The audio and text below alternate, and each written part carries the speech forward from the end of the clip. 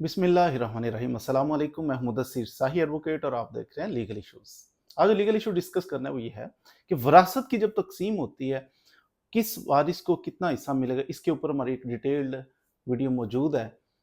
तो अगर आप चाहें कि विरासत के हिस्से जो हैं उनका कितना कितना किसी की परसेंटेज बनती है, तो वो आप detailed video law of inheritance के ऊपर जो हमने बनाई वो देख सकते हैं।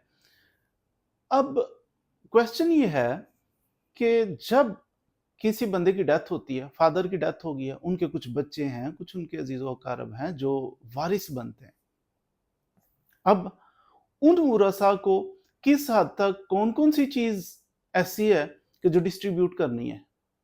क्या सिर्फ ज़रई ज़मीन जो होती है वो विरासत में तकसीम करनी है, या जो मकान, एक मकान जिसके अंदर वो रह रहे थे, अब एक मकान है, उसको कैसे विरासत में तकसीम किया जाए, मकान को काटा जाए, क्या किया जाए? 6 बहन भाई हैं और मकान एक है। अब इसको कैसे तकसीम किया जाए? ये तो मुनासिब नहीं लग रहा। इसको तो अब्बा जी की ये यादगार है मकान, तो इसको चलो रहने देते हैं भाई के पास। ये जनाब गाड़ी है। अब एक गाड़ी अब्बा जी ने रखी हुई थी, आज आ रहा है अचानक हार्ट अटैक हो गया है। अब ये गाड़ी अब्बा जी की है, तो ये बहनों ने क्या टायर एक-एक क्या लेंगी, क्या करेंगी? क्या ये विरासत है? क्या इसमें से भी हिस्सा लेना चाहिए? क्या इसमें से भी हिस्सा देना चाहिए? वालिद साहब के पास मोबाइल फ़ोन था, ये किसका है? अब मोबाइल फ़ोन के टुकड़े किए जाएँगे, ये विरासत में कैसे तक़सीम होगा? वालिद साहब के कुछ कपड़े थे, अब्बा जी रह रहे हैं भाई के पास, हमारी शादियाँ हो गई हैं बहनों की, अब्बा जी भाई के पास रह रहे हैं। अब ये कपड़े, अलमारी, ये फर्नीचर कुछ था ना वालिद साहब का, उनकी प्रॉपर्टी। अब इसमें बहनों का हिस्सा होगा, नहीं होगा? ये क्वेश्चन है। इसके लिए गुज़ारिश है कि शरीयत में अहकामात बड़े सख्त हैं।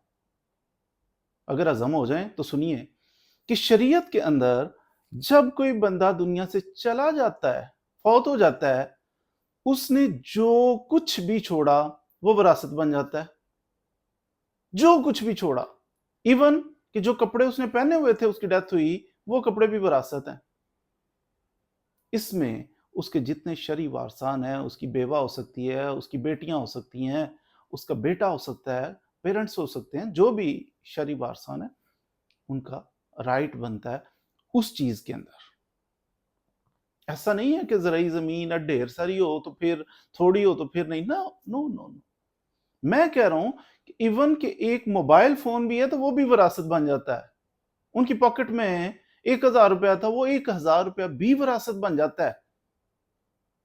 चवल मारने पे आए भाई तो वो बड़ी बड़ी चवलें मार जाएं। तो अगर खौफे खुदा रखने पे आए, अगर शरीयत के ऐन मुताबिक चलने पे आए, तो एहतियात यही है, हुक्म यही है कि वो 1000 भी हो, 1,000 रुपया भी हो, चप्पल भी पहनी हुई है कोई वालिद साहब ने, वालिद साहब के कोई शूज हैं, वो भी विरासत है। अब ये कैसे तकसीम होगा? मिसाल के तौर पे एक ही मकान है, उस मकान को कैसे दीवारें बनाएं? 6-7 बहन भाई हैं, उसका तरीका कार ये है कि अगर वो डिस्ट्रीब्यूट नहीं हो सकता, उसको सेल कर दिया जाए। सेल करके जो पैसे आए, वो जिसका जितना शेयर बनता है उसको दे दिया जाए। हाँ, यादगार है अब्बा जी की, अगर भाई को ज़्यादा एहसास हो रहा है कि अब्बा जी की यादगार कायम करनी है इस मकान में, तो फिर भाई परचेज़ कर ले। उसका जो भी एक 1 करोड़ रुपए का मकान बनता है, जो भाई का शेयर है वो माफ़ है उसे, बाकी जिसका जो शेयर बनता है, जितने लाख बनता है, उसको दे, मकान भाई रख ले। तो ये गलतफ़हमी है कि सिर्फ़ ज़मीनों में जो है ना वो विरासत लागू होती है, ऐसा नहीं है। ज़मीनों पे नहीं, मकानों पे नहीं, हर चीज पे लागू होती है। मैंने अर्ज किया कि इवन के जो लिबास वो पहनता था, इवन के घर में अगर कोई फर्नीचर पड़ा हुआ है जो वालिद साहब की प्रॉपर्टी है, जूते जो पहनते हैं, कपड़े पहनते हैं, को कैश है, बैंक के अंदर कोई रकम पड़ी हुई है, हर चीज विरासत बन जाती है। और हर चीज के अंदर हर बच्चे का शेयर है, हर वारिस का शेयर है। तो यहाँ ब्लंडर आमतौर पे, बाद लोग तो बड़ा ही ब्लंडर कर जाते हैं ना, वो ज़मीनें भी ब्लैकमेलिंग के, अगर हमारे घर में आना चाहती हो बेटियों, दरवाजे खुले रहें तो ये हिस्सा ना लो, वो कुछ भी नहीं देते।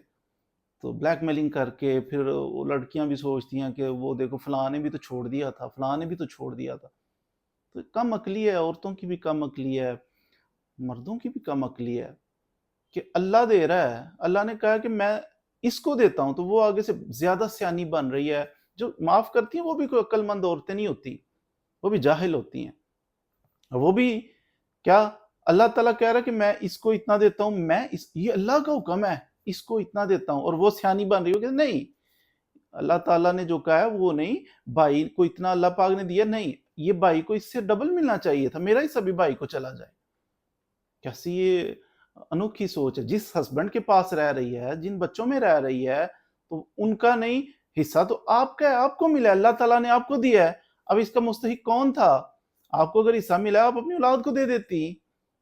ہسبینڈ پہ چلو کوئی ایلین ہوتا ہے, دشمن ہوتا ہے, تو اپنے بچوں کو دے دیتی. ایسی عورتیں بدبخت ہوتی ہیں کہ جو حصہ ملا اور انہوں نے کہا نہیں وہ میں اپنے بھائی کو دیتی ہوں, خوف کی وجہ سے کہا یا احساس کی وجہ سے کہا, دونوں طریقے غلط ہیں. تو کیسا بے شرم بھائی ہوگا کہ جس سے خوف کھاتی ہیں بہنیں کہ اگر حصہ لیا تو یہ ہمیں بلانا چھوڑ دے گا, یہ ہمارا آنا جانا بند کر دے گا. کیسا گندا بھائی ہوگا وہ, تو کیسی بہن کی سوچ ہوگی کہ ایسے گندے کے ساتھ ریلیشن رکھنے کے لیے وہ اللہ نے جو حق مقرر کیا اس میں آگے پیچھے کر رہی ہے, ڈنڈی مار رہی.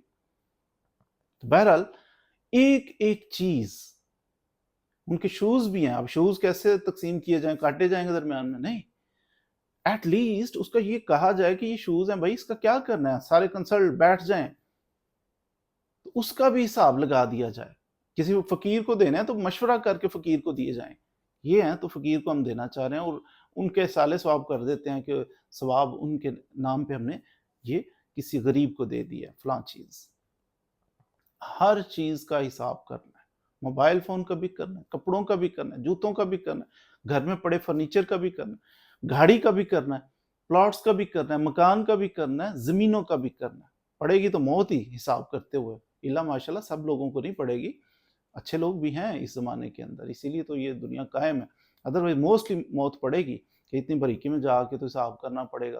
او یار, اللہ تعالیٰ نے جس نے پیدا کیا ہے, جس نے آج تک تمہیں زندہ رکھا ہے, آئندہ بھی اللہ تعالیٰ اسباب پیدا کرے گا. دل بڑا کرنا چاہیے, بیٹیوں کو بہنوں کو حصہ دینا چاہیے, اور ان کو بھی آگے سے بیوقوفی نہیں کرنی چاہیے کہ نہیں میں معاف کرتی ہوں, میں اللہ واسطے معاف کرتی ہوں, فلاں کے واسطے معاف کرتی ہوں. یہ ڈرامے عورتوں کو بھی نہیں کرنے چاہیے, بلکہ صلح صفائی کے ساتھ دونوں پارٹیز کو بیٹھ کے جس کا جو اللہ نے مقرر کیا ہے, اللہ نے جس کو دیا ہے, وہ اس کو لینا چاہیے اور لے لینا چاہیے.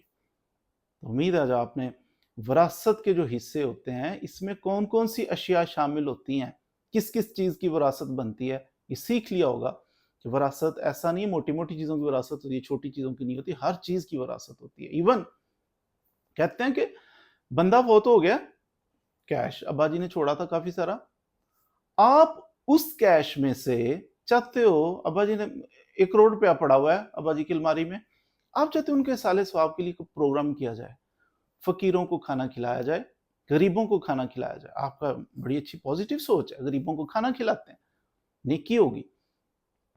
آپ نے کیا کیا, 1 کروڑ میں سے 10 لاکھ روپیہ نکالنا چاہتے ہیں, 5 لاکھ روپیہ نکالنا چاہتے ہیں, اس کا کھانا بنا کے غریبوں میں تقسیم کیا جائے, یا کیش ہی غریبوں کے اندر, فقیروں کے اندر تقسیم کیا جائے. آپ کی یہ پوزیٹیو سوچ ہے.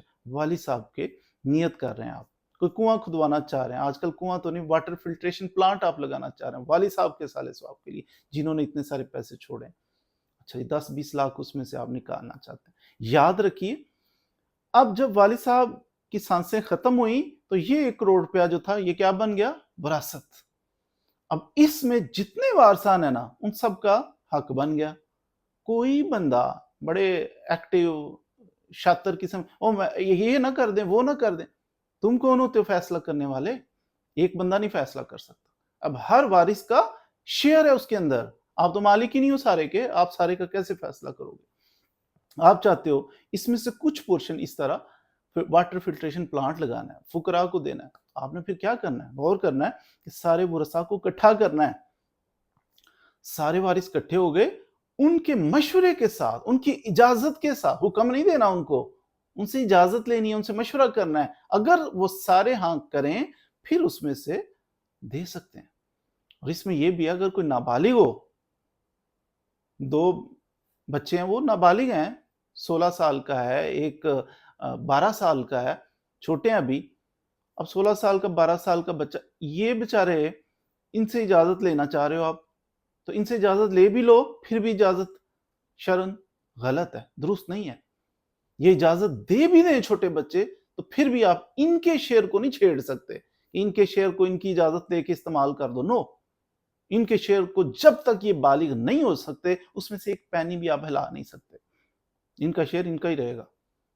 बाकी जो बालिग हैं वो मशवरा करके अपने हिस्से में से, जिनका जो जो हिस्सा बनता है ना, शेयर पहले होगा, उस शेयर में से आपका जो शेयर बना है उसमें से आपको मैं 50,000 देता हूँ, दूसरा इजाजत देते हैं मैं 50, नाबालिगान का हिस्सा पूरा ही रहेगा, वो इजाजत दें ना दें उनके शेयर को छेड़ा ही नहीं जा सकता। तो बालिगान अपने अपने शेयर में से कुछ कुछ दें, और वो वाटर फिल्ट्रेशन प्लांट लगाएं या जो भी, अदरवाइज ये इतनी सख्ती है इसमें कि आप नाबालिगान किसी को छेड़ ही नहीं सकते, इजाजत दे के भी नहीं छेड़ सकते। तो इसलिए बारीकी में पढ़ना चाहिए, शरई मामलात हैं तो इसमें आसान तरीके से हक अदा करना चाहिए जिसका भी हो। मज़ीद वीडियोस के लिए हमारे साथ रहिए। Thank you very much.